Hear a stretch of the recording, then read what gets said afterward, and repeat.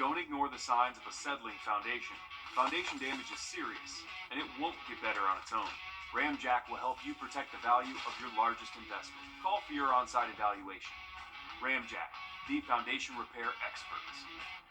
Trust Chief Meteorologist Riley Hale for your first alert. You're watching News 12 live at 5. Continues. Welcome into News 12 live at 5 here, and I think we're going to start out with weather here, and the one thing everyone... Sunshine heading our way in just a bit. All right, thanks, Riley. No injuries today after authorities say a single gunshot is fired inside Lucy C. Laney High School. This happened at around 10 this morning. We're told the shot went off in a bathroom. 2 students are facing charges, one for having a knife and the other for having a gun. The incident led to the school going into a soft lockdown, and nearby Augusta University sending out an alert to students. We'll have the latest on this developing story tonight on News 12 at 6 o'clock. And new tonight, we're learning more about a deadly crash involving a pedestrian on Peach Orchard Road. The Richmond County coroner says 53-year-old Eric Jenkins was crossing the road when he was hit by a vehicle at around 4:30 p.m. yesterday. Jenkins died at the hospital. No word yet on whether any charges will be filed. Have you seen this man? Take a good look. The Richmond County Sheriff's Office is searching for 45-year-old Kendall Brown. He was last seen at Mount Zion Missionary Baptist Church on Lumpkin Road back on the 28th. Authorities believe Brown may have left his home on Patriot Drive in Hepzibah between the 30th of last month and the 2nd of February. Investigators say Brown could be endangered. If you know anything, big or small, please call the police.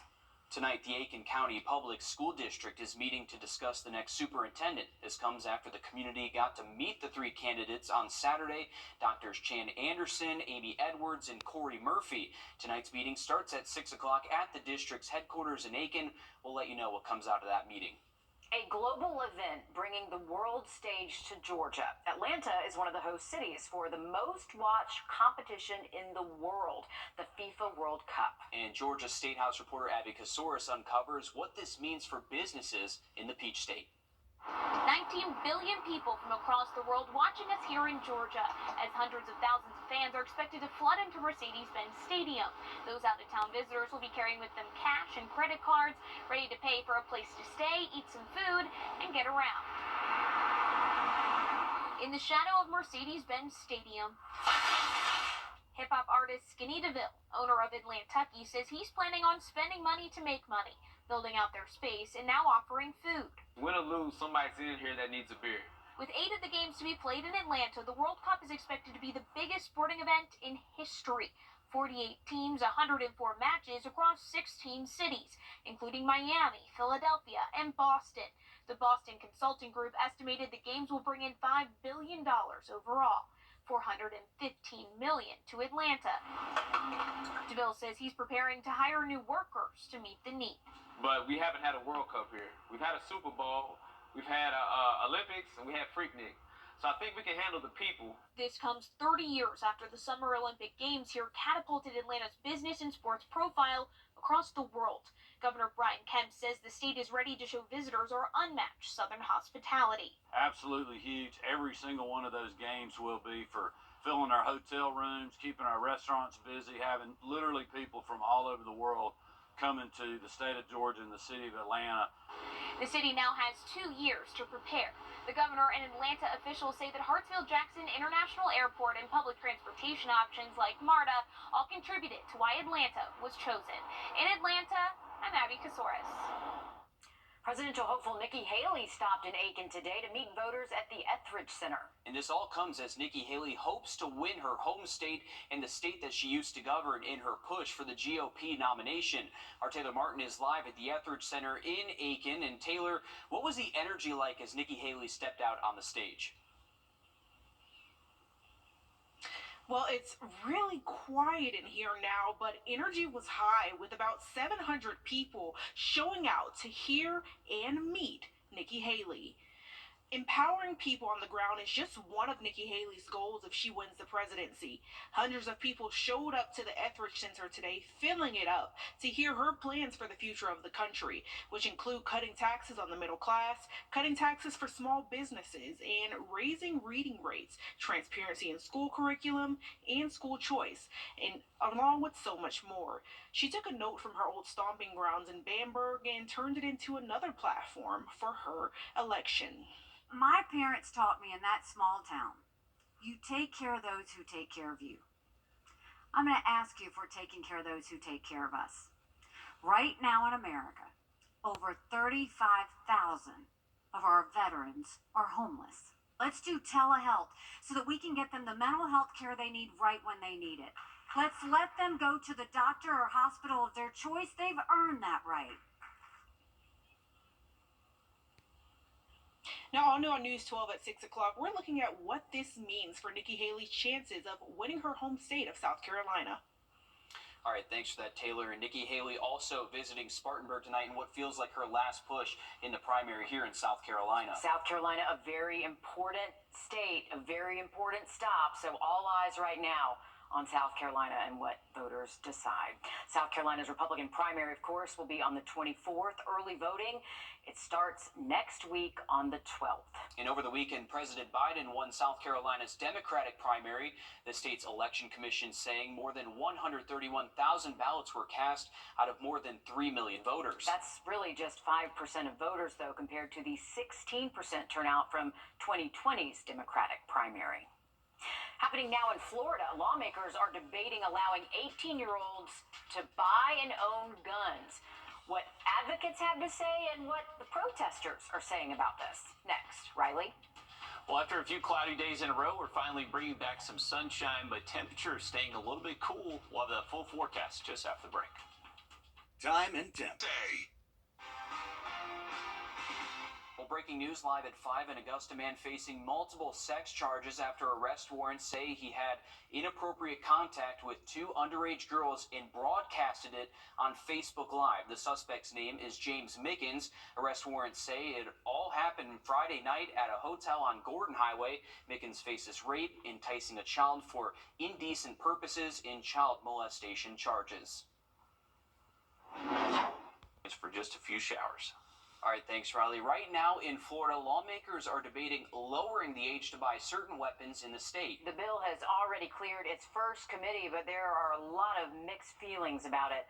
Kara Duffy has the details.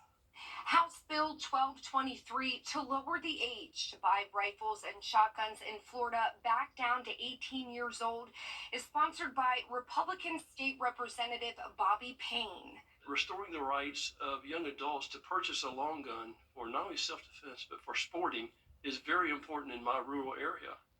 We quail hunt. We do a lot of bird hunting.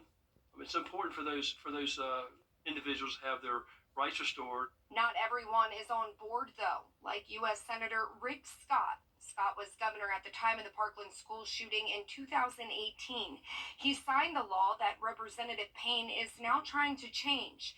Scott wants the age to stay 21. I still talk, to a lot of Parkland families, and we had that shooting, we had Pulse, and we had the airport shooting, and so your heart goes out to these families, and so I think we passed historic legislation. Samantha Barrios agrees. She's the Florida State Director for Giffords, an organization dedicated to ending gun violence, an issue that hits close to home for her.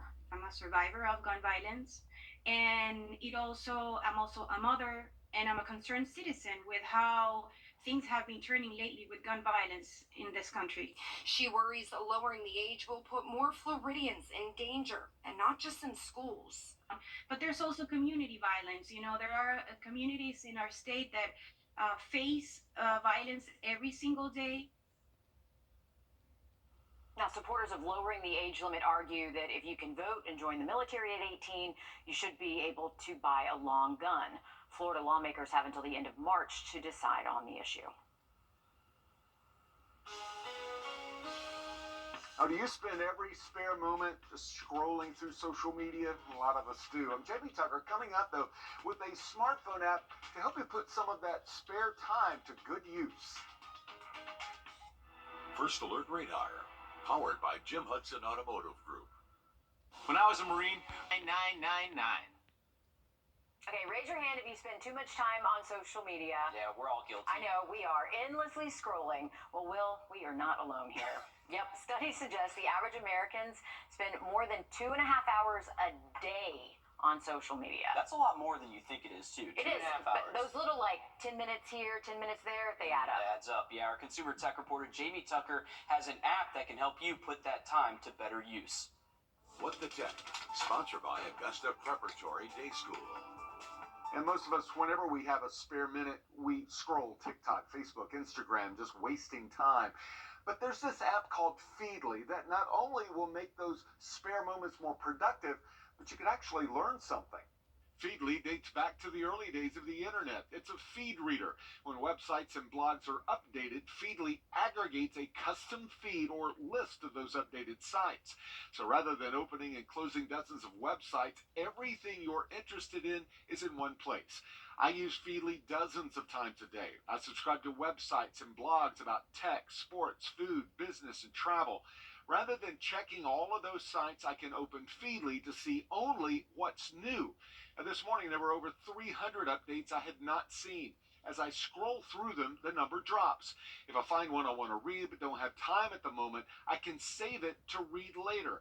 You can add sites and blogs quickly. I'll add the What the Tech YouTube channel by copying and pasting the website address, and the Blonde Abroad. Just copy and paste the website address, and every blog post she writes shows up in my feed.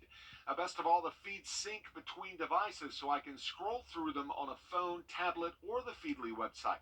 It'll change how you browse the internet and put some of that downtime to good use. I'm Jamie Tucker, and Feedly is the app of the day. A wheelchair rugby match over the weekend, bringing international attention to South Carolina. Team USA is made up of players mostly from the Carolinas, and Saturday they took on the Welsh national team in Myrtle Beach. The two teams met once before in the 2021 World Cup in England. The USA team saying they are establishing a friendly rivalry to help expand the league and create more teams in the South. 7 of the players have been trained up as coaches, and so they have coaching certification now, and they're going to go out in the various communities, Myrtle Beach, Wilmington, Charleston, Charlotte, so forth, develop teams there so that we can get a domestic competition going.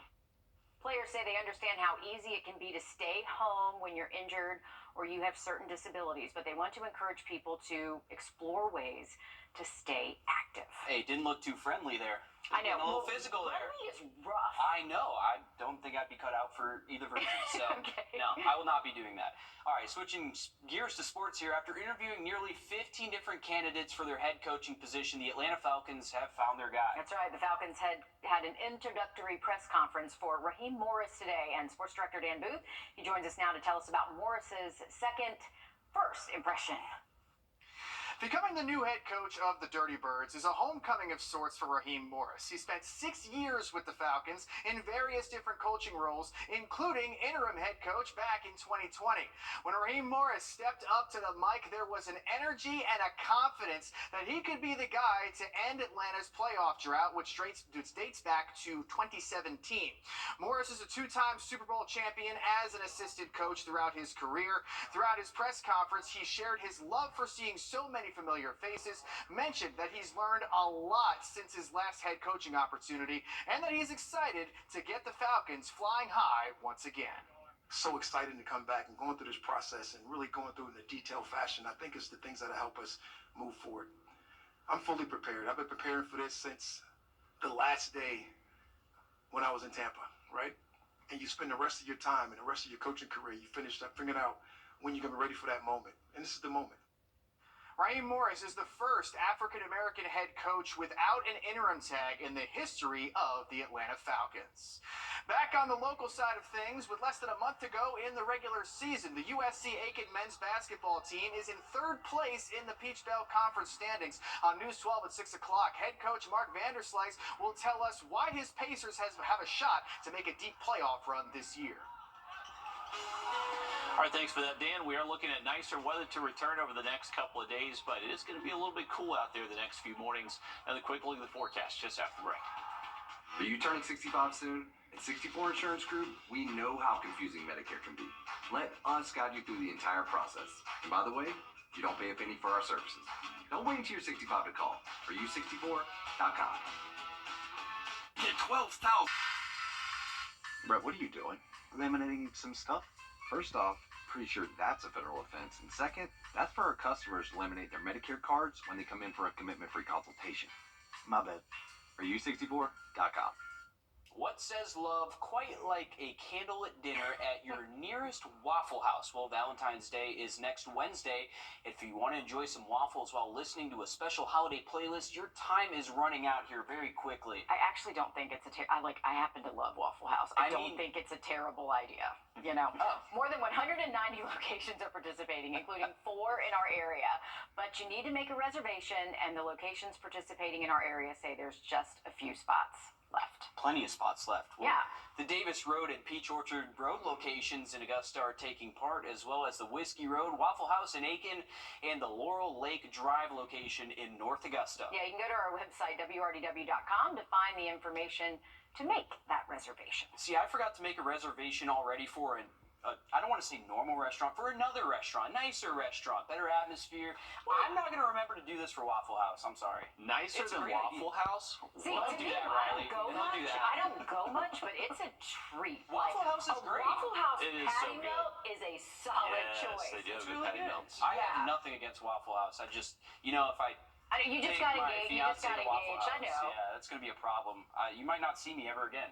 Yeah. You're kind of in the newness of being freshly engaged. First so you need Valentine's something- Day with a fiance, probably Waffle House probably is The the first Valentine's Day engaged, probably Yeah. probably not Waffle House. But later on down the road, y'all both appreciate it. Be like, Exactly. let's do this. If I'm not here, you know where I'm at. You'll be in the doghouse. Hey guys, we finally got some clearing out there. We are expecting sunshine the next few days, but grab the coat. It's going to be cool the next few mornings. All right, thanks, Riley. Stick around. We have much more news, weather, and sports coming up after a short break. And make reservations for Valentine's Day, y'all.